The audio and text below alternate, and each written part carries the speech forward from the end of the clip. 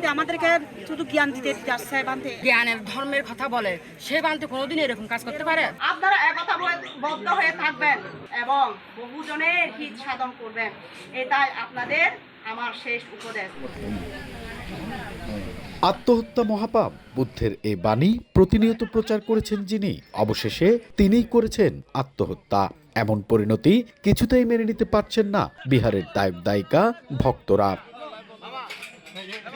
শনিবার দুপুরে বান্দুরবান আর্যগুহার বিহার অধ্যক্ষ ডক্টর এফ দীপঙ্কর মহাথেরোর ঝুলন্ত মরদেহ উদ্ধার করে পুলিশ।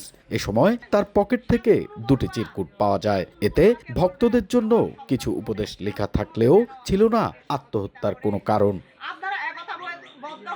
প্রতিদিনের মতো এদিন সকালে নিজ কক্ষে ভান থেকে ডাকতে যায় ভক্তরা। বেশ কয়েকবার ডাকাডাকির পরও কোনো সাড়া না পাওয়ায় খটকা লাগে তাদের কাছে। পরে দুপুর 1:30টার দিকে দরজার উপর দিয়ে উঁকি দিয়ে ভান্তের ঝুলন্ত লাশ দেখতে পায় বিহারের এক ভক্ত। এরপর খবরটি ছড়িয়ে পড়লে দূর দূরান্ত থেকে ছুটে আসে শত শত ভক্ত। ভান্তের মৃত্যুর রহস্য উদ্ঘাটনের দাবিতে মানববন্ধন করেন তারা। আত্মহত্যা নয়, এটি পরিকল্পিত হত্যা বলেও দাবি ভক্তদের। নগদের কাছে সব গ্রাহকই প্রিয়, তাই তো সারা দেশে ক্যাশ আউট চার্জ সবচেয়ে কম।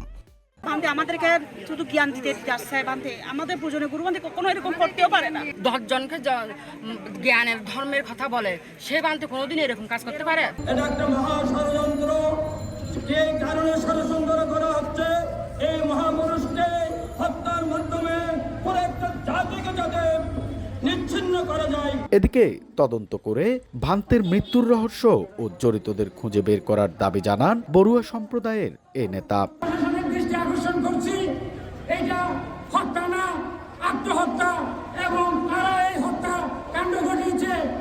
আপনারা এই সত্য উদ্ঘাটন করবেন।